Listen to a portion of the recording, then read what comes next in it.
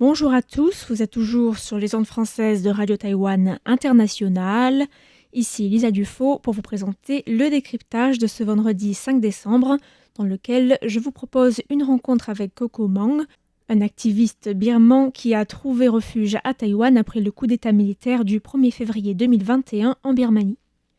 Coco Mang, qui est un nom d'emprunt qu'il utilise pour des raisons de sécurité, vient de terminer un programme de Research Fellow à la Fondation taïwanaise pour la démocratie et avait été invité la semaine dernière pour partager les résultats de ses recherches menées au cours des derniers mois, de mai à novembre, sur la société civile en Birmanie et à Taïwan, avec une étude comparative sur la participation numérique des jeunes et la démocratie dans les deux pays.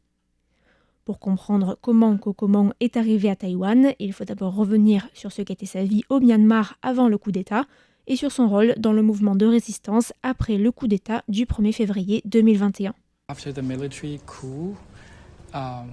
Après le coup d'État militaire, nous avons rejoint la résistance et les manifestations. Mon groupe était le dernier à manifester à Rangoon, car l'armée a réprimé toutes les manifestations dans la ville. Dans notre quartier, nous avions érigé une barricade pour tenter de les bloquer. Tous les jours, nous y étions.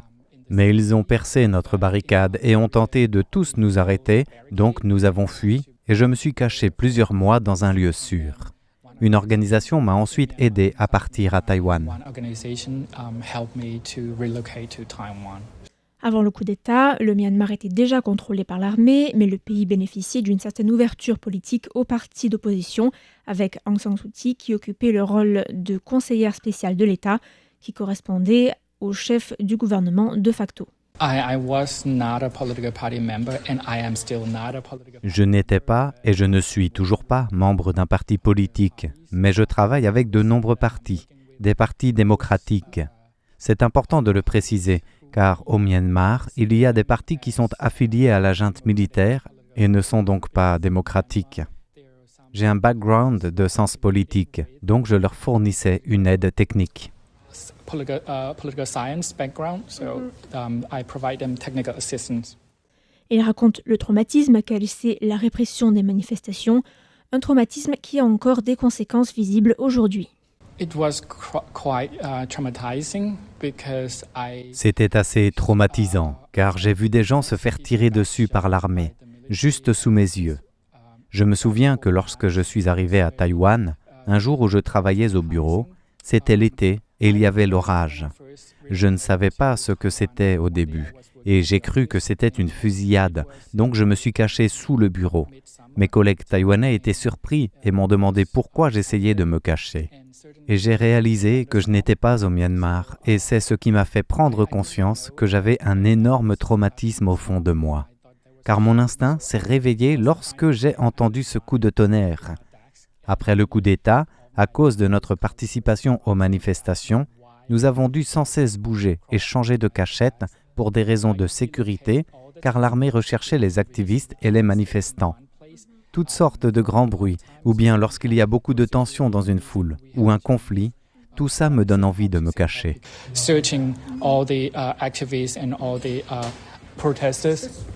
Aujourd'hui, l'activiste se trouve dans une situation délicate où il serait trop dangereux de rentrer au Myanmar, mais où sa présence à l'étranger ne l'autorise pas pour autant à s'exprimer librement. Je ne peux pas retourner au Myanmar, et à l'heure où nous parlons, je dois faire profil bas. Je peux toujours soutenir le mouvement et faire ma part, mais je dois faire attention pour protéger ma famille, car au Myanmar, la junte militaire est très brutale et ne fait aucun cas des droits humains. S'ils ne peuvent pas s'en prendre à moi, ils peuvent s'en prendre à mes proches, même des bébés. Ils ne reculent devant rien, et c'est arrivé à de nombreuses reprises.